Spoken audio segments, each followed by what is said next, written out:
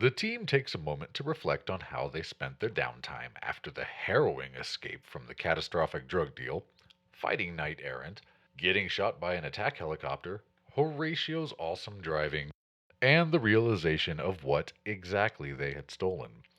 The subject of the treehouse and how each of the fledgling runners saw it gets discussed before the team finds themselves face to face with a piece of Horatio's past.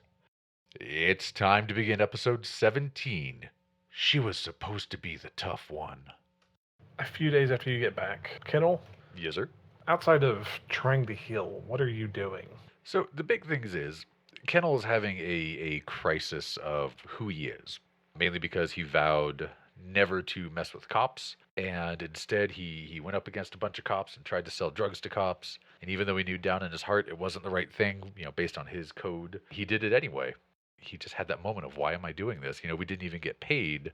Why am I doing this? I threw a bomb and I killed a bunch of cops, and and he beat himself up really hard. So basically, all he did was he worked with the dogs a lot.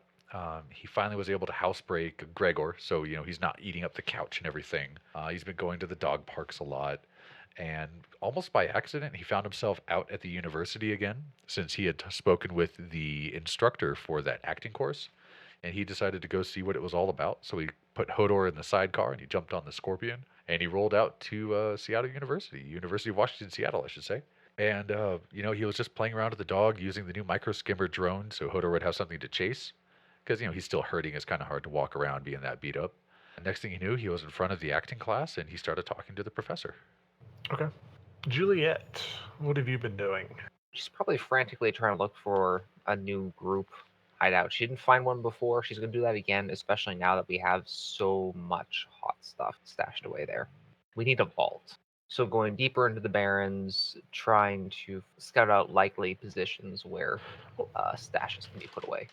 If that's the case, I'm going to go ahead and get back to you because you're going to jump into similar to what I'm wanting to go into here in a minute. Sure. Improv. Mm-hmm.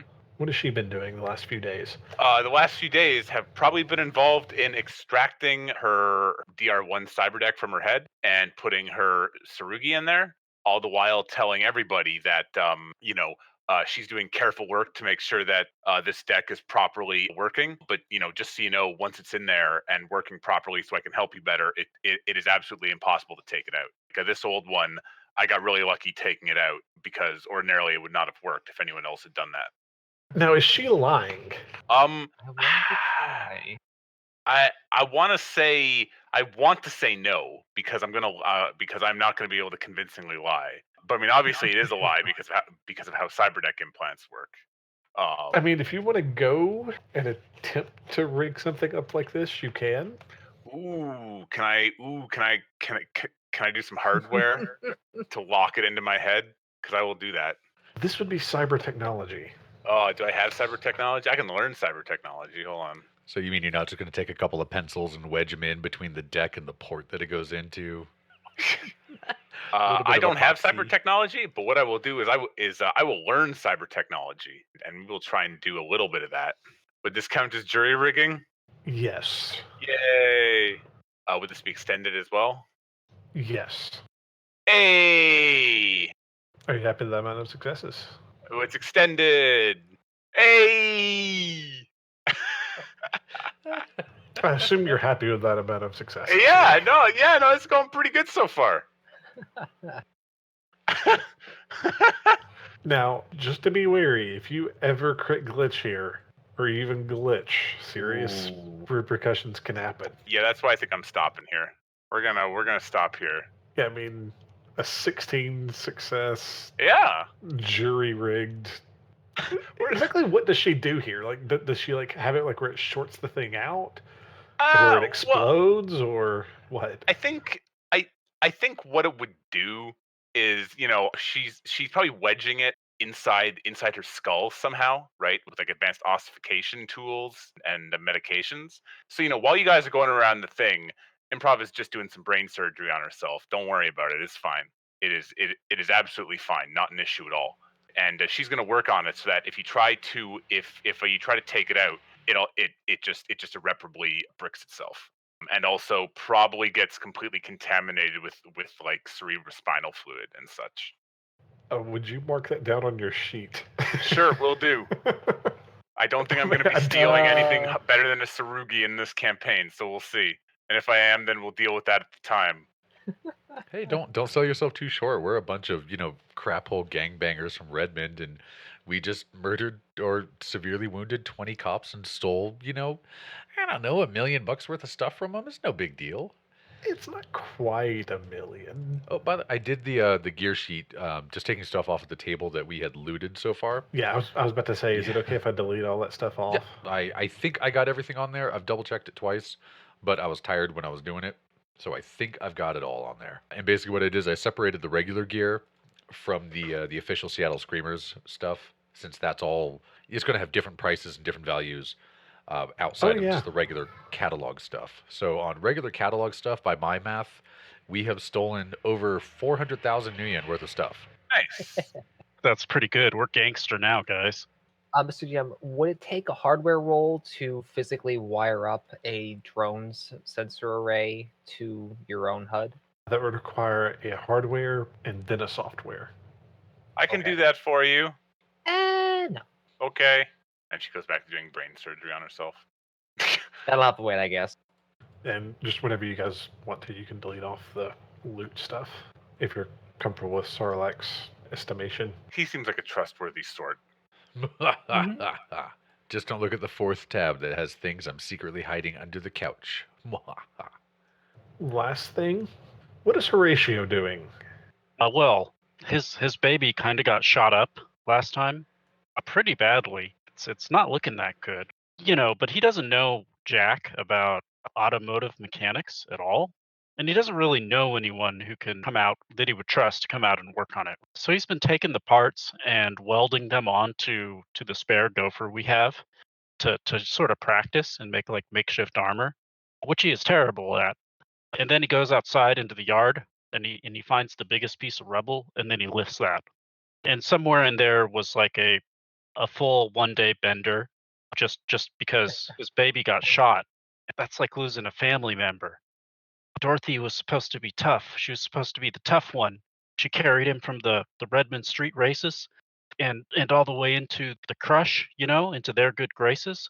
And so, dealing with that is kind of tough. It takes a toll. Okay. Do you want to repair it yourself or have someone work on it? I think I'm actually going to try to repair it myself. No, you get a +2 from having the gopher parts already. So that'll help some. And So no I have- bonuses because you don't have a kit or anything to help prepare. All right, so I've gone up and picked out exactly 1 rank of automatic mechanics, Okay. which makes me atrociously bad at this. Are you happy with that amount of successes? Not at all. I think this is something Horatio would edge, just because he cares about Dorothy so much. Okay. So you're able to. She doesn't sound good, but she's moving, and the parts helped. Did you add the modifier in for the parts too? Oh, absolutely. Oh, nice. His logic is 2, so he does not have a lot of natural knack for this sort of work. He's really in the automotive mechanic world.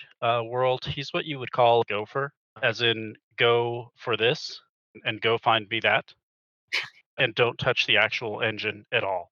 Now makes perfect sense. Oh, and Mr. And then he GM, remembers that there's a deal every Thursday. Stuffer Shack has a deal, and he'll see if he can pick up the toolkit because he's Okay. burned himself one too many times trying to swap the engine, like change the battery.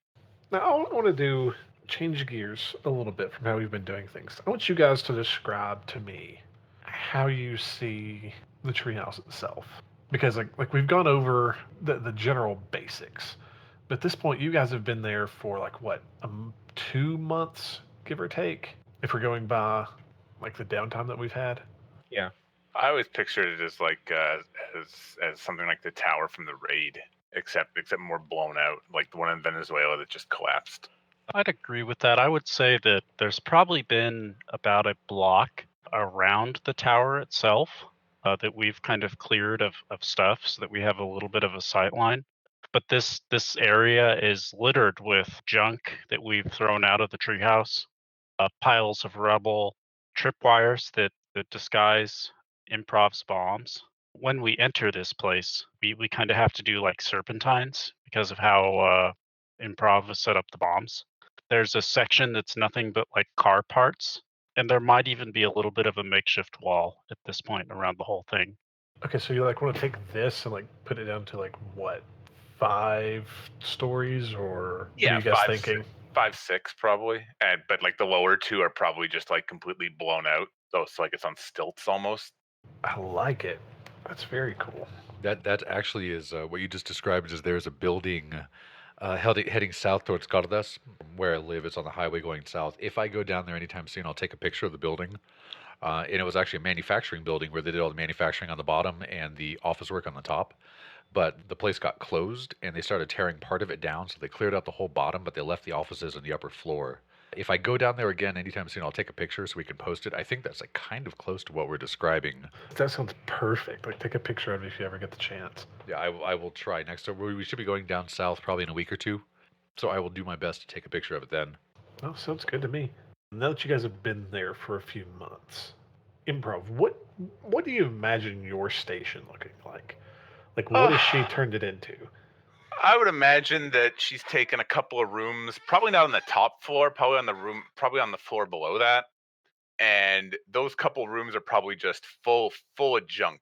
Just like all the shit she scavenged from around the areas they were cleaning up, like, bits of metal, maybe like old pots that if you mini weld them together, they'd be great like pressure cooker bombs, things that would be useful just as fragments. So fill a plastic bag with this random metal shit, and then duct tape it to a pipe bomb.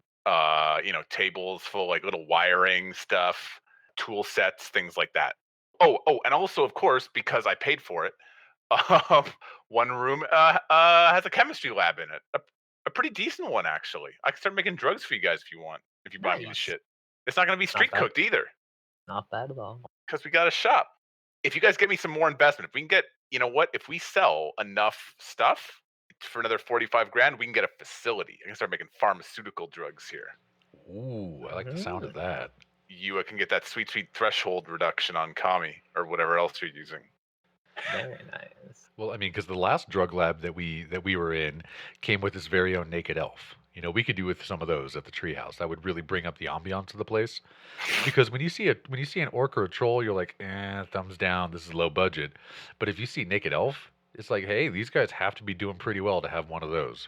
Oh God, it'll be like They're so gangly. oh God, it'll be like that line image picture from second edition with the market troll guy in the hot tub. Nah, brother, big is beautiful. Right. And he has the girls with like stamped barcodes on them or God, yeah, fucking whatever. I know Oh, the exact God. picture. That's amazing. Gotta play the market. All right, Juliet, what about you? What area has she made her own? She wouldn't really make it obvious because she likes to move around from where she sleeps. So she just sort of bounce from spot to spot, wherever is abandoned, and then sort of have her little mobile. I hate to use the word because it doesn't really do much justice, but traps. Basically, rig up like a couple grenades at whatever entrance there is, and then just throw down on whatever to the floor. There would be caches she makes across the building with basically the slimmed down version of a get out bag or a bug out bag, bit of ammo, food, that sort of thing, and not much else. So she has a bunch of little things everywhere. Pretty much. The rest of her big stuff that she can't really hide easily is stuffed in her jackrabbit that's just continually driving around. What about you, Horatio? Well, because he is the top dog, he has claimed the top floor, which has its own hazards because he has to go past all the tripwires, and it's not terribly safe because of that. It's littered with sort of makeshift boxing equipment, targets, posters from old like Trog Rock stuff, and surprisingly a whole bunch of books, which he has and he's collected, but he never actually reads. He just wants to break that stereotype that orcs are unintelligent. I can't help but somewhat picture like a gun nut version of a bachelor dorm room in college. That is exactly it. There you go. No, I love it. Like, that fits. Then what about you, Kennel? Kennel, being the only one with real dogs, would actually do the exact opposite of Horatio because, dogs got to poop. So he wouldn't want them up on the sixth floor. That's a lot of stairs to go down. So he would actually be about the third floor. So right above the most blown out areas, he would take the floor above that. And it's very much like an open space. Like, he's a big guy. He's 8.5 feet tall. So anywhere that didn't have clearance for his horns, he would knock that spot out. He would take a lot of walls down. He prefers a very open design because, when you're over 700 pounds, you're used to getting stuck in places. But he keeps it very sparse. Now, the great thing about being so strong is he was able to get a couple of couches and carry those up there. But he spends most of his time sitting in one of those awesome maxi meta chairs, the self-assembling kind. And there's really just like a lot of... It looks almost like he's into sports, but he's not, because there's a lot of baseballs and a lot of tennis balls, a lot of baton-like things that are actually for throwing for training the dogs. And he has a big target up on the wall that has a bunch of knives sticking in it. But he has taken down all of the mirrors since the last job. There is not a single mirror to be found in the whole place.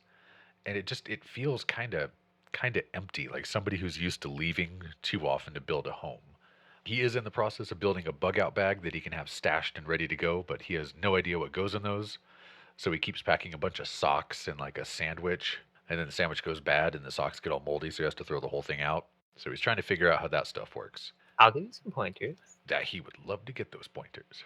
But it's just there's a lot of like mats down on the floor for the dogs to lay on. There's a lot of chew toys on the floor.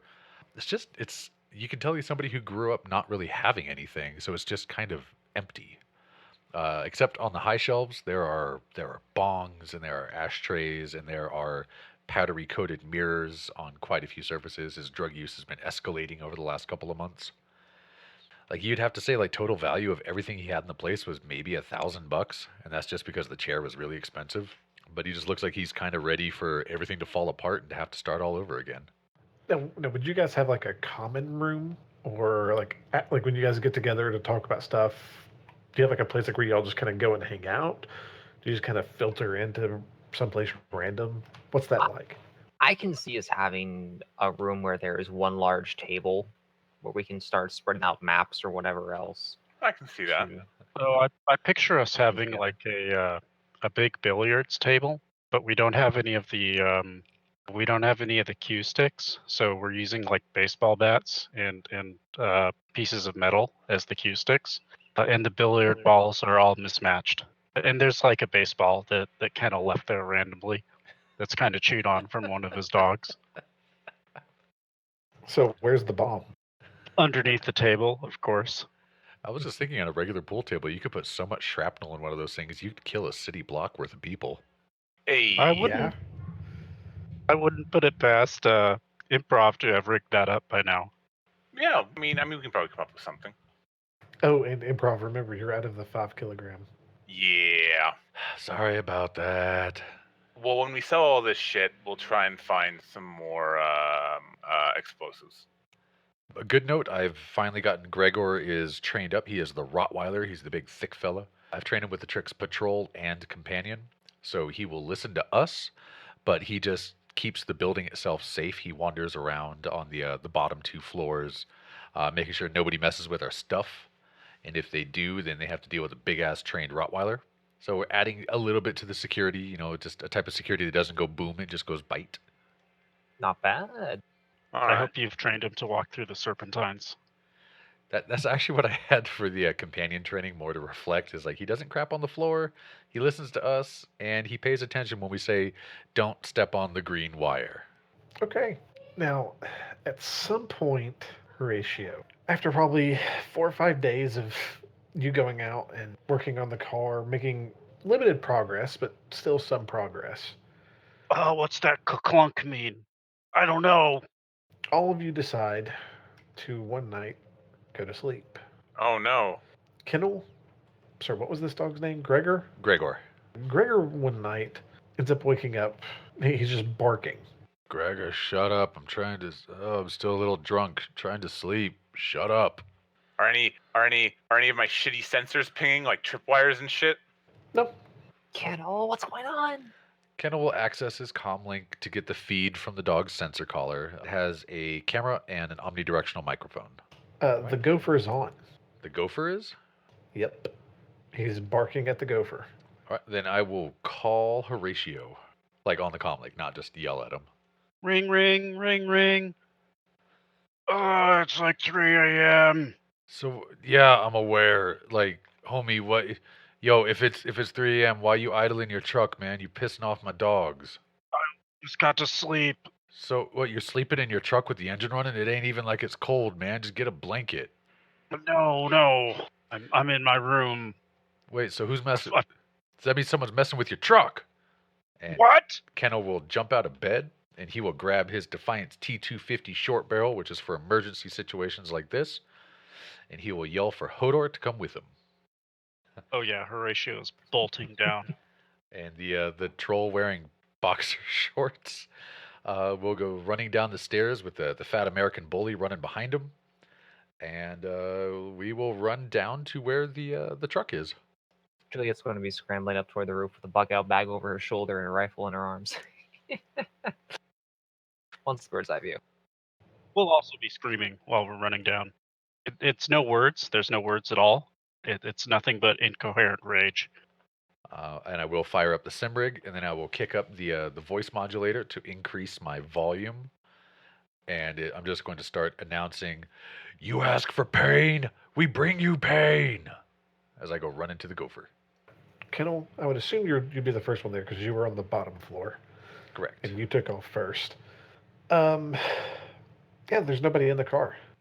JPEG. Curiouser and curiouser. Well, I have... I swore I turned it off. Well, turn it off again, yo. Since Hodor is watching my back because he has bodyguard training, I'll do the look under the truck, look in the bed of the truck, and of course I'm pointing the shotgun in first because I don't know how to use shotguns very well, so I don't really know that you're not supposed to stick the barrel through first. So stick the shotgun in and then kind of peek behind it, trying to find what did this. Would you mind rolling me a perception check? May I apply a visual spec? Yes. And Horatio, you can as well. Oh, I am clearly not very awake. I only got one hit. You said visual is fine? Yep. Yeah, that doesn't appear to be anything wrong with it. We'll turn it off. Maybe we should get a improv to like look at it. Wait, are you sure you didn't just like leave it running or something? Like you wanted the engine warm or? No, it doesn't work that way. They overheat. Hang on. Yeah, let's call improv real quick, and I will send a ping to her comm link, and I will roll back the footage from Gregor's sensor collar. Is there any sign of a person going up to the truck, or does the truck just seem to just start running? Oh shit, Horatio, did you turn wireless off? Huh? Okay, well no, because if you say the truck's behaving weird, she's gonna see if there's other marks on it. There are no marks. What?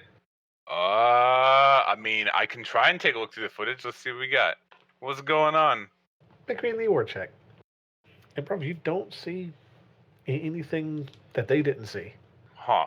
When you roll back the footage, it just looks like Gregor is just walking around and the car starts up on its own. I'm gonna do like one of them perimeter checks. Yeah, you should do that. All right, Gregor, go with him. Go with Horatio.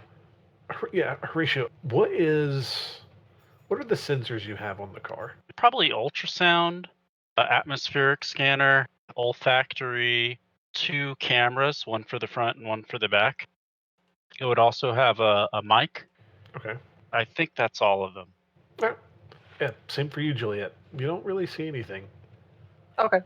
But yeah, Horatio, as you do a perimeter check, you go through there. Nothing appears to be disturbed. There doesn't appear to be anything out of the ordinary. Oh, it would have a laser rangefinder as well. That would be the last one. So you know how far away somebody's car is. And a radio signal scanner. All right, sounds good to me. Nothing out of the ordinary appears to be happening. I just have to say, as a player, that's actually the worst thing to hear, is that nothing out of the ordinary seems to be happening.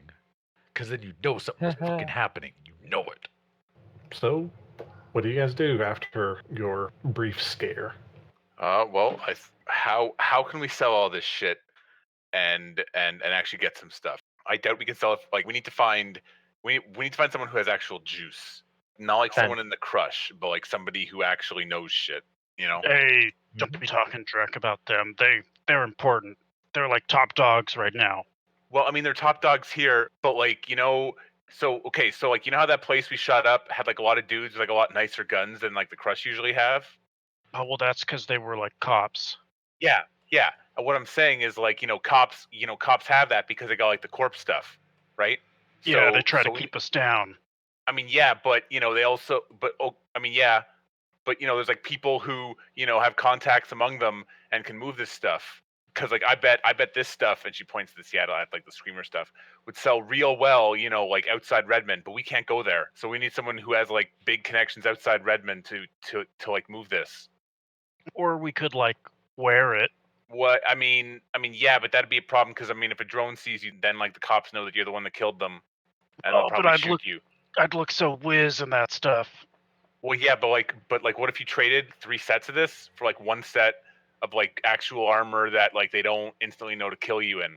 Uh I mean, Horatio, she got a point, man. I mean, you know what we did to get this stuff. I don't like to say the words out loud, but you know what we did to get this stuff. So yeah, if we we start shot a lot of people. It was great. yeah, but if we start strutting around in this stuff, then everybody gonna know we the ones who did that. Give it Yeah. a while. But in the meantime, yes, there's plenty to sell. Isn't that the point? Like we want them to know, right? They know our rep, then they won't step. Well, like if we can like trade this stuff off, right, and get like some actual money and gear, right, then we could like I can make a whole facility here to make like actual drugs, like I mean nice ones, like I mean like actual like really nice stuff. I don't even know if the Crush can make stuff as nice. I mean no, I mean like I know they're great, but I mean I think you've seen I can, I think I can make some good stuff, especially with this thing in my head now that you absolutely can't remove under any circumstances. I know, because your brain will explode. Well, no, but it's. I mean, okay, sure, sure, okay, that's a way to think about it. But like, if we trade that, right, and maybe if we get, like a couple crates of like AKs or M23s, we can find some other guys around here, and teach them how to use those, and then they can watch out for this place, and we can start to expand a little bit because like we were sleeping last night and that truck went off. Imagine if there were like 5 or 6 other orcs and trolls here with guns who could have been watching. Wait, you Oh, mean well, I know what- you want to bring in a new crew or something? Like expand on numbers? Well, I mean, I think last time we had to throw that bomb to bring down the whole upper level, right? But what if there were like 4 more trolls, with shotguns who did who did what we told them to do? Oh well, we should go like take out the purple pop, and then we could make their crew our crew. You mean like a patch over? Like, wait, are you all thinking about starting a gang or something? More mean- people? There's sort of too many here. Well, I mean, they could live on tents underneath. This is our, this is our building. They don't have to live up here. No, I you can make some pretty nice tents. got to give them Always some good trouble. stuff to keep them loyal. Well, sure, that's how you pay people, but Well, That's right. Well, I mean, couldn't they like so like how the bottom, how like under the second floor everything's just all blown out? yeah. What if when they showed up, they like, built some walls and then they could have their own little like area down there? Well, I mean, not to be gross, but where do you think all the dogs do their business? Well, I mean, I can probably rig something up. I can actually you're not probably gonna get something proper rigged up. you're not going to make something that blows up dog poop, are you? No, no, Maybe- no. I'm just gonna figure out a way to redirect it into like into like those tenements over there with all the squatters in them. No, that's like fertilizer. That's like what they do in the jungles. Oh, right, they can grow their food with that. I know it's good. I got a tomato once. It was orange. I'm not gonna lie, guys. I like the idea of starting our own gang with a pharmaceutical quality drug lab. Oh God, yes. That's pretty solid. Oh yeah, we just happen to out of- actually need, fence first and all that fun stuff. Out of character, I'm 100% behind that. It's just that Kennel's a little bit skittish about anything that could bring the cops on us right now because we just murdered a bunch of them. Yeah. I don't think we need to worry about the cops because I mean, if they find out that we're the ones who killed all their friends, they're gonna kill us anyway. But I mean, we were wearing masks, and Okay, well then maybe we should sell that Drek. Can we keep one? What we can do is keep all we want, but we lie low with it for a while. Well, see now the thing though is if like this is all like collectible stuff. Like I was watching one of those late night shows about pawn diamonds or pawn clubs or something like that. I don't know, but anyway, they had this big fat guy with no hair who was talking, and he was like, "Hey, I got an expert on that." And like a couple days later, he brought out this guy who was an expert in collectible stuff, and they were saying that if you have one piece to a collectible set, that's one thing, but if you got everything with it, then you can get like 10 times as much money. So I'm just saying, if we find the right sucker to buy all this gear from us, all this screamer stuff, then if we sell them everything together, we could get a lot more cred for it.